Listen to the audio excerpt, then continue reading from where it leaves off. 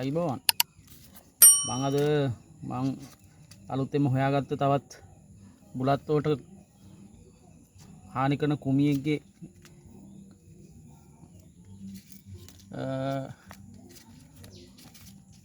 ඔයාලා දන්නවා ඉතින් කණාමෙදිරියාගේ වෙන හානිය ගැන මේ තියෙන්නේ.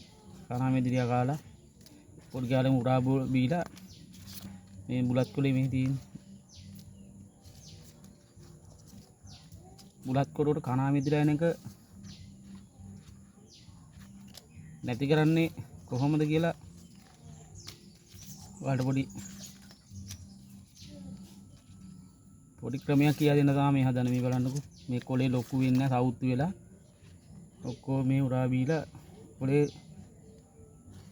තේරුමක් නැහැ. ඉතින් මෙහෙම ඉතින් කඩවල වලට ගන්න දෙන්න බෑනේ. එහෙනම් මම පොඩි අත්අඩංගු බැලීමක් කරලා බැලුවා 100%ම සාර්ථකයි.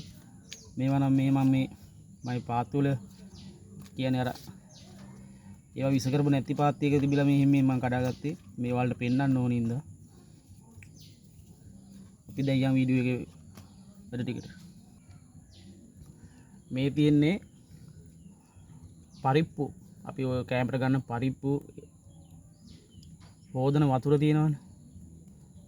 පරිප්පු හොදන වතුර මේ අරගෙන දවස් 3ක් විතර මේ වගේ වාජනයකට දාලා හොදලා ගත්ත වතුර ටික දාලා තියන්න ඕනේ. වහලා තිබ්බත් කමන්නේ නිකන් තිබ්බත් කාන්නේ. තියලා දවස් 2ක් 3ක් විතර තියලා ඊට පස්සේ ඔය ගොඩාක්ම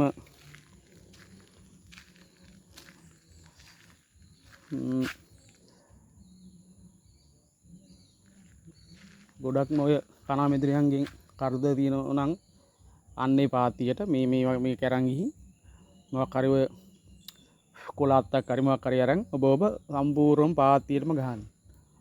පාතියටම ගහන්න. දැන් මේකේ එහෙම ඒ ප්‍රශ්නේ නැහැ. ඔය පේනවනේ.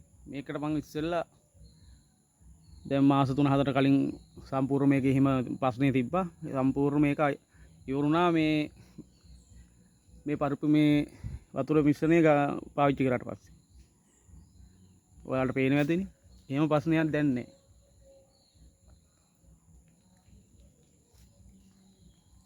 මම නිකමට try කරලා බැලුවා. වැඩේ සාර්ථකයි.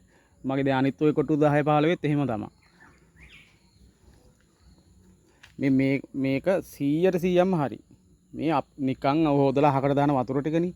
ඒක දවස් දෙකක් තුනක් තියෙන ඇරලා එකපාර නිකන් මේකෙම විසි කරන්නේ නැතුව පොඩ වැටෙන්න මොකක් හරි පින්සලක් වගේ දෙයක් හරි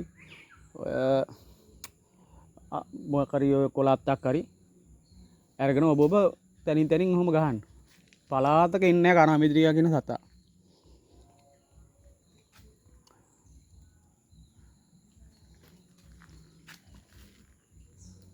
දැන් ඔයාලට මම මේ කරන විදියත් පෙන්නන්නම්කෝ.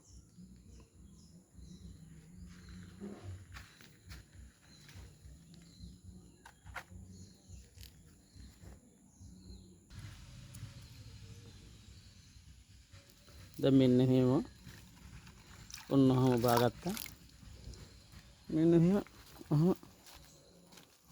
ඉස් කරන්න තියෙන්නේ.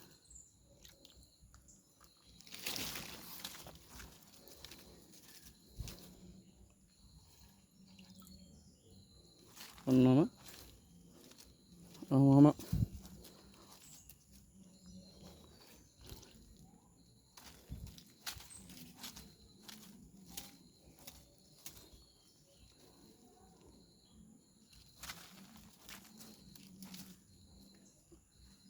වැඩි දෙයක් කරන්නේ නැහැ. මේ විදිහට දවස් 2ක් 3ක් නිතරම විහිඳ එපා. දවස් 2ක් 3ක් මේ විදිහ ඉහලා ඔබත් කරලා බලන්න. ආයේ මේ ප්‍රශ්නේ සාර්ථකයි 100%ක්ම.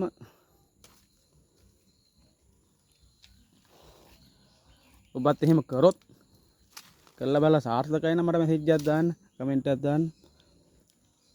වැඩි හරියට ගියොත් ඉන් විතරක් වෙන ඔබත් මේ විදිහට බලලා ඔබේ පාත්‍ය කුමින්ගෙන් ආරක්ෂා කරලා තියාගෙන